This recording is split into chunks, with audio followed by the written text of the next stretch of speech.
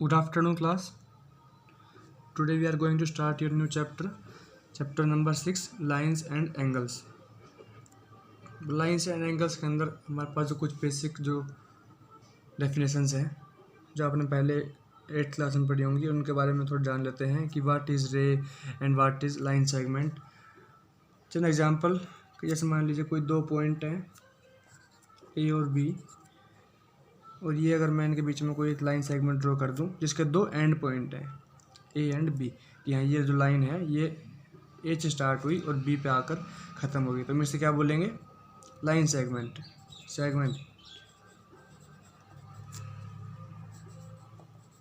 Line segment A B, इसको denote करते हैं हम ऐसे, ये ए लिखा है। तो A line segment is a line which have two end point, कि ये ए से स्टार्ट हुई और बी पे जाकर खत्म होगी। ये लाइन जो है ये आगे ड्रॉ नहीं हो रही।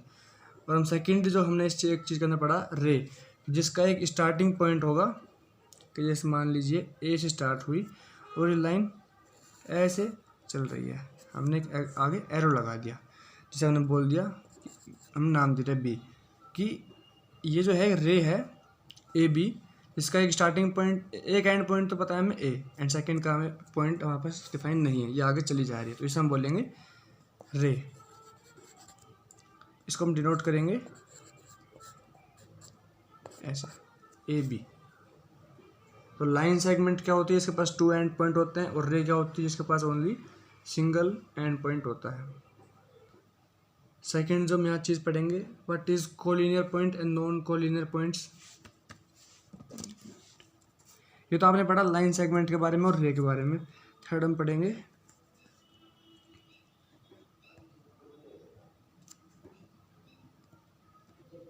Collinear points. कोलिनियर पॉइंट्स क्या होते हैं? जैसे कि ये आपके पास कोई भी 3 पॉइंट्स हैं, गिवन है ए बी एंड सी। अगर मैं इन सभी के पास एक लाइन पास कराऊँ तो ये लाइन गई।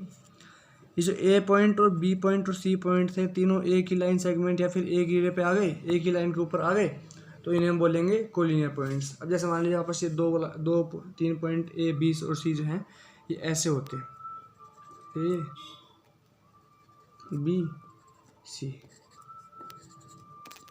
अब अगर मैं कोई लाइन ड्रॉ करूं, जैसे मान लीजिए अगर मैं एक ही लाइन ड्रॉ करता हूं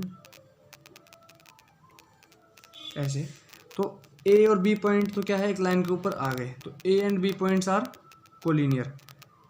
ए और बी को तो हम कोलिनियर का नाम देंगे, लेकिन जो सी जो पॉइंट है वो कभी भी इस लाइन के ऊपर नहीं आएगा, तो सी जो है वो ए और बी के कोलिनियर नहीं आएगा। अब जैसे अगर मैं एक ये वाला लाइन सेगमेंट ड्रॉ करता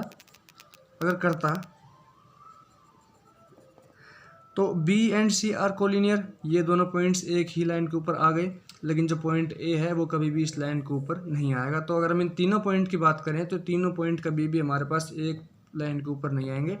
then point A B and C are non collinear points. ये तो हो गया हमारे कौन से? कोलिनियर। ये हो गए नॉन कोलिनियर। तो आपने लाइन सेगमेंट, रे, collinear point and non collinear point के बारे में पढ़ा। फिर हम बात करते हैं एंगल्स के बारे में, कि एंगल्स कौन कौन से होते हैं। Acute angle, right angle, straight angle, obtuse angle and reflex angle. आपके पास एंगल की जो रेंज होती है ना, एंगल आपके पास 0 से लेकर 360 डिग्री तक एंगल होते हैं। अब जैसे अगर मैं इस पॉइंट की बात करूं, ये पॉइंट ओ है, इसके चारों अगर ये लाइन ड्रॉ करता हूँ ऐसे कुछ करके, अगर मैं एंगल की बात करूँ तो एंगल यहाँ से स्टार्ट होकर ये ख़त्म होता है, तो कंप्लीट जो एंगल होता है ना ये होता है 360। तो एंगल वैरी कहाँ से कहाँ करता है, 0 1 2 3 4 5 6, यहाँ जाकर 90 हो जाएगा, फिर 180 हो जाएगा, फिर 270 हो जाएगा, फिर 360 पा के ख़त्म हो जाएगा। तो एंगल की जो वैल्यू होती है वो वैरी करती है 0 to 360। तो हमने यहीं से फिर डिफाइन किया कि जब एंगल की वैल्यू जो है 90 से लेस देन होगी तो उसे हमने नाम दिया एक्यूट एंगल, और जब एंगल की वैल्यू 90 होगी इसे हमने नाम दिया राइट एंगल। लिख देता हूँ एंगल भी आगे, यहाँ भी एंगल है, और जब एंगल की वैल्यू 90 से बड़ी होगी उसे हम बोलेंगे ऑब्ट्यूज एंगल। बट 180 से बट 180 से छोटी होगी तो उसे हम बोलेंगे ऑब्ट्यूज एंगल। और जब किसी एंगल की वैल्यू 180 के बराबर हो जाएगी उसे हम बोलेंगे स्ट्रेट एंगल। और जब 180 से बड़ा हो जाएगा, 360 से छोटा हो जाएगा, इसे हम बोलेंगे रिफ्लेक्स एंगल। तो आपके पास कितने टाइप के एंगल हुए? एक्यूट एंगल, जब आपका एंगल जो है 90 से कम होगा। इसका क्या मतलब है कि जैसे यह आपके पास एक कोई लाइन थी, यहाँ पे कोई पॉइंट ओ था, तो कोई भी एंगल 90 कब होगा? ये वाला होगा 90। तो 90 वाले को हम क्या बोलेंगे? राइट एंगल, कि ये जो एंगल है राइट एंगल है। और जब भी 90 से कम होगा, चाहे ये हो चाहे वो ये हो, जो भी एंगल जो 90 से कम ड्रॉ हो रहे होंगे वो होंगे सारे एक्यूट एंगल। जो स्ट्रेट होगा उसे बोलेंगे राइट एंगल, जो 90 डिग्री पे। फिर 90 से लेकर ये 90 यहाँ से स्टार्ट हुए हम, 0 1 2 3 4 5 6 लेकर स्टार्ट हुए हम, 90 तक पहुँच गए। 90 के बाद से जो भी एंगल आएंगे 180 तक, इधर वाले राइट पढ़ लिया हमने, एक्यूट पढ़ लिया। अब 90 से बाद से 180 तक, नॉट इक्वल टू 180, कि 180 भी नहीं होगा और 90 भी नहीं होगा। इसके बीच के जो एंगल बचेंगे कंप्लीट एंगल, ये वाला ऐसे करके यहाँ तक भी कोई अगर एंगल होगा तो ये सारे एंगल होंगे ऑब्ट्यूज एंगल। 90 से लेकर 180 के बीच में ऑब्ट्यूज एंगल। स्ट्रेट जब एंगल कंप्लीट पूरा हम ले लेंगे, ये वाला यहाँ से लेकर के, ये होगा एंगल 180, ये होगा स्ट्रेट एंगल। थोड़ा सा और बढ़ाते ये हो जाएगा रिफ्लेक्स एंगल। रिफ्लेक्स एंगल की वैल्यू 180 से लेकर 360 के बीच में। ये सारे एंगल जो है reflex angle, reflex angle, reflex angle, reflex angle. यहाँ पहुँचते ही हो जाएगा कंप्लीट एंगल 360। तो टोटल कितने होते हैं? 0 से लेकर 360 तक डिफर करता है एंगल, कि कौन सी वैल्यू पे एंगल हमारा एक्यूट होता है, राइट होता है, ऑब्ट्यूज होता है, ये हमने पढ़ लिया। हमने जो है यहाँ पे कुछ एंगल्स डिफाइन किए। पहला जो है एंगल है हमारे पास complementary angle. Those angles whose sum is 90 degree, कि हमारे पास कोई भी दो एंगल होंगे, जैसे कि मान लीजिए ये हमारे पास एक एंगल है OABC, एंगल AOB और एंगल BOC, एक ये एंगल और ये एंगल। अगर मैं इन दोनों को सम करूँ, ये स्ट्रेट लाइन एंगल बनाएगा बस एंगल AOC, और एंगल AOC क्या है पास 90 डिग्री। तो those angle whose sum is 90 degree, तो angle AOB and angle BOC are complementary angles. Similarly those angle whose sum is 180 degree. अगर मैं ऐसे कोई एक लाइन ड्रॉ करूँ, एंगल BOC और एंगल AOB को सम करूँ तो क्या निकल जाएगा? 180। स्ट्रेट लाइन एंगल AOC, तो हम क्या बोलेंगे? Angle AOB and BOC are supplementary angles. Third, adjacent angle. हमारे पास दो एंगल गिवन है, एंगल ABD, एंगल BDC। हमने क्या देखा? इस एंगल में ये जो लाइन सेगमेंट है, नहीं ये जो लाइन है रे है BD, ये कॉमन है। एंगल ABD और एंगल CBD, तो BD लाइन जो है दोनों ही एंगल में आ रही है, इस वाले एंगल में भी और इस वाले एंगल में भी। तो ये जो रे कॉमन है, एंड जो रे कॉमन नहीं है वो सेम डायरेक्शन में भी नहीं है, उनकी डायरेक्शन एक साइड भी नहीं है। तो क्या है? They and their non common arms are on the different side of the common arm, कि ये इसके भी डिफरेंट साइड में है, इसके भी डिफरेंट साइड में है, तो इन्हें हम बोलेंगे adjacent angle. Linear pair of angle, जहाँ पे लीनियर पेयर्स ऑफ एंगल हम उन्हें बोलेंगे, जैसे सप्लीमेंट्री एंगल पढ़े थे ना, हुज सम इज 180 डिग्री। तो लीनियर वही कि जो एंगल जो सम करने की, जो हमारे पास एक लीनियर पेयर, ऐसे कि ये दोनों एंगल हमारे पास 180 एक स्ट्रेट लाइन बना रहे हैं, तो इन्हें बोलेंगे linear pair of angle. Last and सबसे इंपॉर्टेंट जो है वर्टिकली अपोजिट एंगल। अगर कोई भी दो लाइन सेगमेंट हैं AB और CD आपस में इंटरसेक्ट कर रहे हैं, तो कितने एंगल बनेंगे यहाँ पे? एक एंगल ये, एक ये, मान लीजिए एंगल 1 बनता है, एंगल 2 बनता है, एंगल 3, एंगल 4। तो हमने क्या देखा यहाँ पे? वर्टिकली अपोजिट एंगल, एंगल 1 और एंगल 3 आपस में वर्टिकली अपोजिट एंगल है, एंगल 2 और 4 आपस में वर्टिकली अपोजिट एंगल है। आपकी बुक के अंदर पेज नंबर 94 पे है एक थ्योरम 6.1, जिसके अंदर क्या कहा है उसने, if two line intersect each other, अगर कोई दो लाइन इंटरसेक्ट करती हैं, ए बी और सी डी लाइन जो है इंटरसेक्ट किया, तो वर्टिकली अपोजिट एंगल जो होंगे वो एंगल इक्वल होंगे। थ्योरम क्या कहती है, वर्टिकली अपोजिट एंगल जो होंगे वो एंगल इक्वल होंगे, such that angle 1 is equal to angle 3 and angle 2 is equal to angle 4, ये जो है इक्वल होंगे। हम इसको प्रूव कर सकते हैं, बुक में आपका प्रूफ भी गिवन है, काफ़ी सिंपल है। कैसे करेंगे, आप एक बार दो एंगल लीजिए, एंगल 1 और 2, आप एक यहाँ से कर सकते हैं कि एंगल 1 और एंगल 2 हमारे पास एक लाइन बना रहे हैं, ये एंगल 1 और 2 हमारे पास सप्लीमेंट्री एंगल है, तो एंगल 1 प्लस एंगल 2 कितना हो जाएगा 180। थर्ड अगर मैं ये लूँ एंगल 1 और एंगल 4, क्योंकि ये लाइन है और लाइन का कंप्लीट एंगल कितना होता है 180, और एंगल 1 और एंगल 4 को भी अगर मैं लूँ तो कितना हो जाएगा वो भी 180।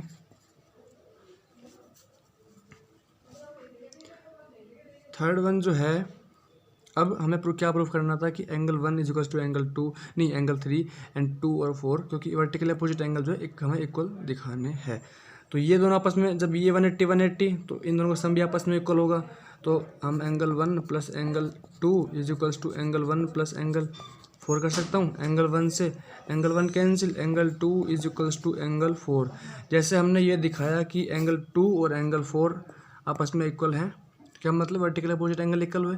सिमिलरली बुक के अंदर आपको दिखा रखा है एंगल 1 और एंगल 3 भी इक्वल होंगे। तो ये आपके पास एक थ्योरम है, vertically opposite angles, linear pair of angle, adjacent angle, ये सभी याद कर लेना। अब हम जो है एक्सरसाइज से कुछ क्वेश्चन सोल्व करते हैं। ये आपके पास एक्सरसाइज का बुक का क्वेश्चन नंबर 1 है। क्या गिवन है आपके पास, angle AOC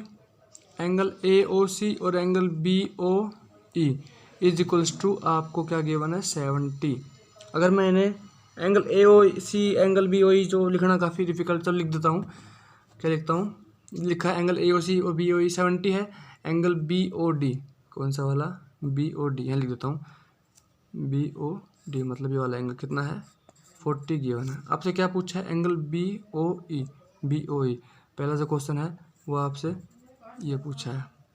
second angle COE इसका रिफ्लेक्स एंगल मतलब ये वाला एंगल पूछा है। तो हम कैसे फाइंड करेंगे इसका आंसर, सबसे पहले आपके पास क्या क्या गिवन है, आपके जितने भी क्वेश्चन जो हैं वो सारे डायग्राम से सॉल्व हो जाएंगे। आपको AB क्या है, एक लाइन सेगमेंट दिख रहा है, मतलब AB वाला ये जो कंप्लीट एंगल होगा ये कितना होगा 180। तो अगर मैं लिखूँ यहाँ पे, इसको अगर मैं नाम दे दूँ, सबसे सिंपल जो है अगर मैं नाम दे के चलूँ ना तो लिखने में आसानी होगी। इसको मैं नाम दे दिया एंगल 1, एंगल 2, ये एंगल 3 मान लिया, ये तो गिवन है, इसको मैंने एंगल 4 मान लिया। तो हमें क्या है, angle 1 plus angle 2 plus angle 3 equals to 180 हो जाएगा।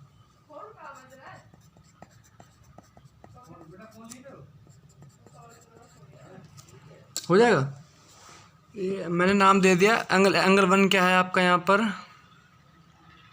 एंगल 1 क्या है AOC, एंगल 2 क्या है आपका COE, एंगल 3 क्या है आपका EOB। तो हमने क्या लिखा, एंगल 1, क्योंकि ये लाइन बना रहे हैं फॉर्म AB सेगमेंट, AB जो लाइन है, तो एंगल 1 प्लस 2 प्लस 3 क्या हो जाएगा 180। अब आपके पास क्वेश्चन में क्या गिवन था, एंगल AOC, मैं एंगल में लिख देता हूँ आपको इजी होगा। तो हमने क्या देखा यहाँ पे, angle AOC plus angle AOC, angle COE और एंगल EOB क्या है 180, क्यों, एक लाइन सेगमेंट है। आपके पास क्वेश्चन क्या गिवन है, AOC और BOE का सम 70। तो मैं यहाँ पर 70 लिख सकता हूँ, क्या बच गया, angle COE is equals to 180। तो यहाँ से एंगल COE फाइंड हो जाएगा 180 minus 70 that is equals to 110। कौन सा एंगल निकला आपका COE, ये वाला एंगल कितना निकल गया 110, और ये आपके पास 40 है। अब आपको फाइंड क्या करना था इसमें, एंगल BOE आपको फाइंड करना है, ये वाला एंगल। अब देखिए CDB लाइन है, आपके पास ये वाला एंगल 110 निकल गया, ये वाला एंगल 40 गिवन है। आप क्या करेंगे, angle COE plus angle BOD O plus angle E O B is equals to 180। तो मैं लिख देता हूँ angle C O E plus angle E O B plus angle B O D is equals to 180। And आपके पास सी O ई given है 110, ई O B आपको find करना है, बी ओ डी गिवन है 40, 180। इन सभी को उधर ले जाएंगे तो ये हो जाएगा एंगल ई ओ बी जो है आपका पास फाइंड हो जाएगा 30 एंगल। अब आपके पास एंगल ई ओ बी भी आ गया। आपको फाइनली क्या करना है, ई ओ बी, हाँ B O E O B same रहेगा, 30 आ गया। फर्स्ट आंसर रिफ्लेक्स पूछा है, सी ओ ई का रिफ्लेक्स मतलब 360 में से 110 माइनस कर दूँ, reflex of angle C O E is equals to 360 minus 110 it is equals to 250। हमारे पास दो एंगल हैं, नहीं एंगल पी ओ वाई, एक राइट एंगल गिवन है एंगल पी ओ वाई, और दो एंगल हैं ए बी, तीन एंगल ए बी सी जिनका रेशियो में गिवन है ए और बी का 2/2:3। कि अगर मान लीजिए ए की वैल्यू क्या गिवन है, A by B is equals to 2/3, ratio given है ए और बी का, कि मतलब आपकी ए की वैल्यू लेट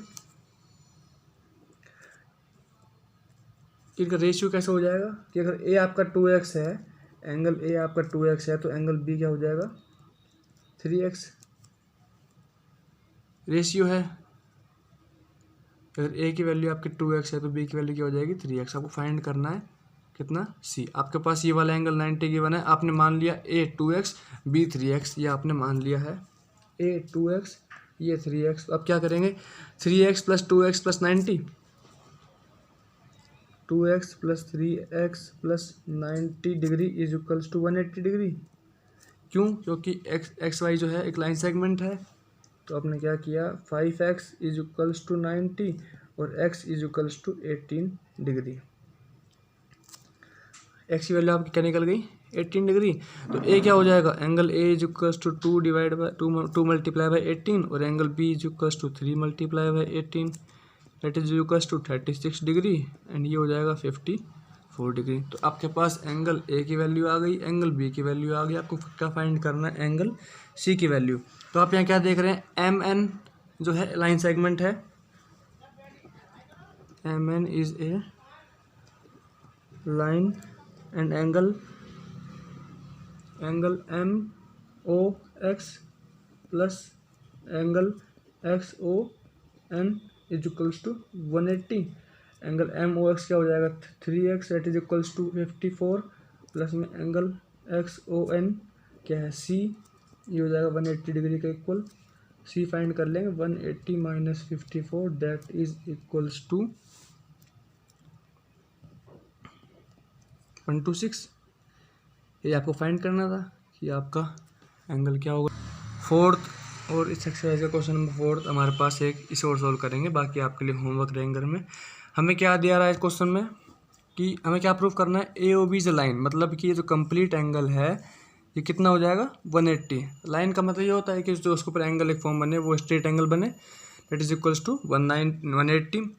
हमें क्वेश्चन में गिवन क्या है एक्स प्लस वाई, एक्स ये जो एंगल है C O B, Y angle है A O C, Z angle है आपका A O D, D angle है डी, डब्ल्यू एंगल है डी ओ बी।